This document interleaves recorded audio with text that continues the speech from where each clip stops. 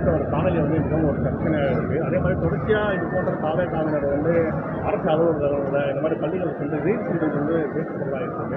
இது குறித்து நீங்கள் எப்படி பார்க்குறீங்க? அதாவது ஆய்வு பணிகிறது காலங்காலமாக நடைபெறுவது தான்.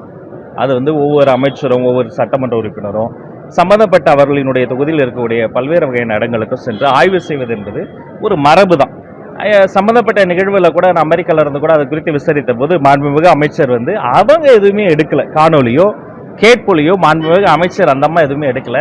சொல்லப்போனால் அவங்களே தமிழ் வழி கல்வியில் படித்த ஒரு சகோதரி தான். ஒரு மாற்றுத்திறனாளியினுடைய மகளாக பிறந்து தமிழ் வழி கல்வியில் பிறந்து இன்று ஆங்கிலத்தில் நன்றாக பேசக்கூடிய ஒரு தனித்திறமை வளர்த்து கொண்ட ஒரு அரசியல் ஆளுமை தான்.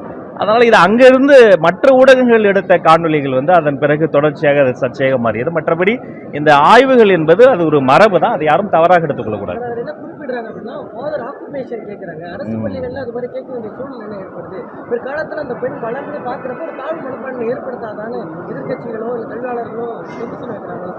இல்லை, எந்த ஒரு பள்ளிகளிலுமே அவர்கள் பேசக்கூடிய ஒரு தமிழ் வழி கல்வியாகவோ அல்லது ஆங்கில புலமையோ அல்லது அவர்களுடைய பேக்ரவுண்டோ வேற எந்த அரசியல்காரர்களுக்காகவும் யாருமே கேட்கக்கூடாது. ஆனால் இந்த சம்பந்தப்பட்ட நிகழ்வில் அந்த மாணவியோட ஒரு ஐஸ் பிரேக்கராக அவர்கள் நெருங்கி பழகுவதற்காக, ஏன்னா அவங்களும் ஒரு சாதாரண எளிய வீட்டு பெண்ணில் இருந்து வந்தவங்க.